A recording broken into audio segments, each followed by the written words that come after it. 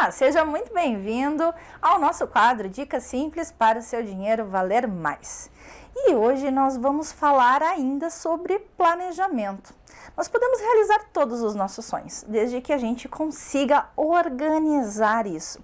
E tem uma coisa que nós compramos com muita frequência e nós não planejamos. E eu tenho certeza que você vai curtir muito o quadro de hoje.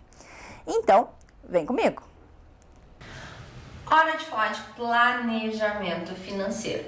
E quando a gente fala de planejamento financeiro, uma das coisas para mim muito importante é entender que planejamento financeiro não é para cortar os custos, não é para deixar de gastar, até porque dinheiro foi feito para gastar.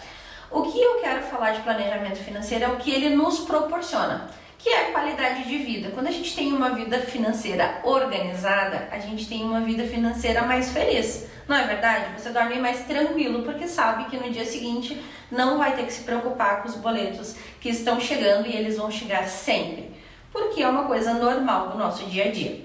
Eu vou mostrar para vocês agora como é que a gente pode realizar os nossos sonhos e ao mesmo tempo não desperdiçar o nosso dinheiro, gastar bem o nosso dinheiro. Certo? Vem comigo.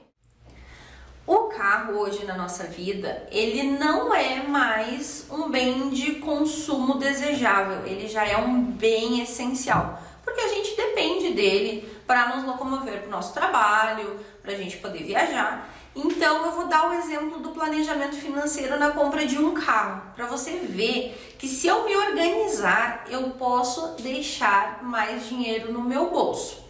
Vamos supor aqui neste exemplo, uma renda familiar de R$3.000.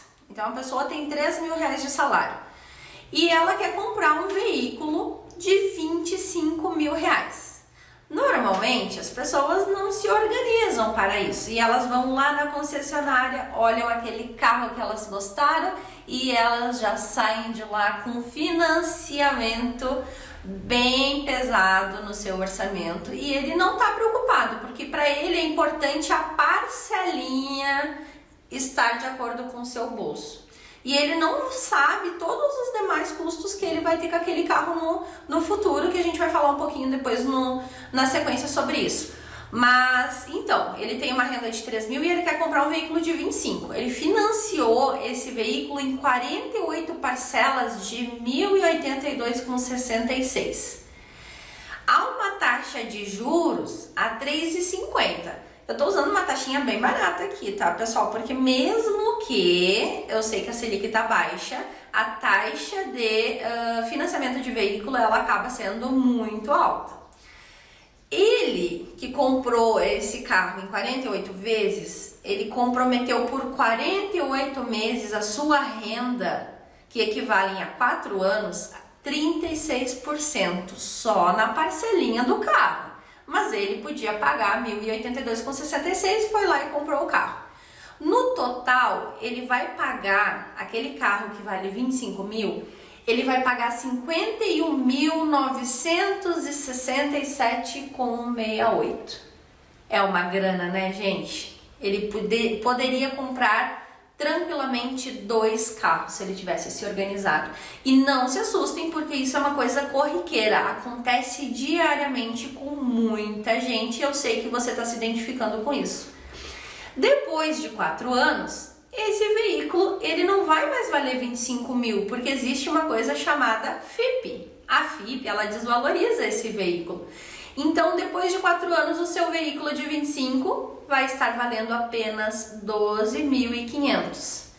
Então, você pagou 51.967, o seu custo total que você perdeu efetivamente foi 39.467,68. Quase R$40.000 comprometidos em 4 anos. Ah, Ju, mas eu sei que eu preciso desse veículo. Tudo bem, vamos pensar um pouquinho diferente? Essa é a minha sugestão para você. A mesma renda, você continua com os R$3.000, o mesmo veículo, R$25.000. Só que agora, em vez de fazer 48 parcelinhas, eu guardo 15 mil reais para dar uma entrada nesse veículo, porque aquele outro veículo eu só comecei pagando a parcela. E eu vou financiar ele em 12, não mais em 48. Ou seja, em vez de ficar 4 anos com esse carro desvalorizando, eu vou ficar só 1 ano pagando ele. Então, 15 mil de entrada, eu vou financiar somente 10, porque ele vale 25. Vou pagar 12 parcelinhas de R$ 1.034,84. Lembra que a parcelinha não mudou muito? Vocês viram? Só que agora eu dei uma entrada, então ficou um prazo menor.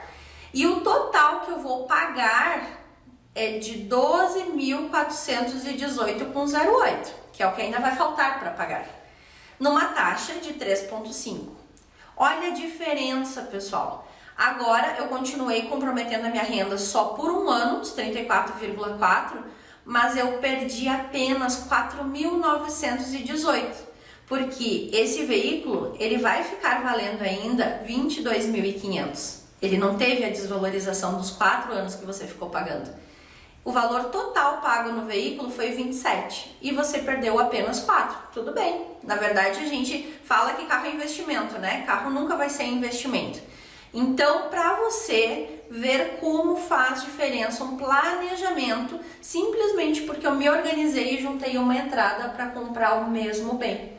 E é essa que faz a diferença, é isso que faz a diferença na vida das pessoas do dia a dia. Quando eu falo de planejamento, é isso que eu estou falando, é isso que eu quero que você pense. Mas eu já vou aproveitar e vou te dar uma outra dica. Não só de como não perder o dinheiro para comprar, mas eu quero falar de uma coisa que a gente não pensa. Eu vou continuar usando o mesmo exemplo do carro. Tem muitos gastos fantasmas, que é aquele que você não percebe que vai embora e que você tem que considerar. Porque muita gente vai lá e compra o carro que cabe na parcelinha do seu bolso e deu entrada. Tá tudo bem, conseguiu não gastar muito dinheiro. Mas e a manutenção desse carro? E o seguro?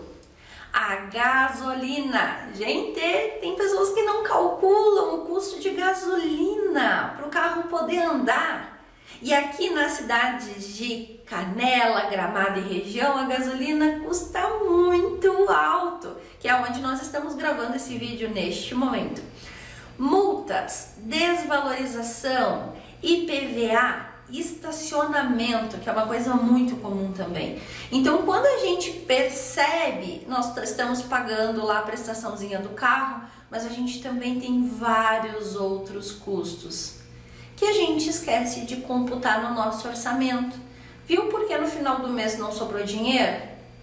Viu porque no final do mês faltou dinheiro? Porque você não tinha previsto a manutenção que você tinha que fazer lá no seu carro e acabou estourando o orçamento. Então, estamos aqui falando de planejamento financeiro, de como organizar melhor uma compra. Eu posso realizar um sonho. Tanto para o carro, serve como casa, serve como viagem. A gente precisa pensar em tudo que tem em volta desse sonho. Quais são os custos que eu preciso pensar depois que eu conseguir realizar esse sonho? Certo, pessoal? Então, organização no planejamento para poder realizar o seu sonho e deixar mais dinheiro no seu bolsinho.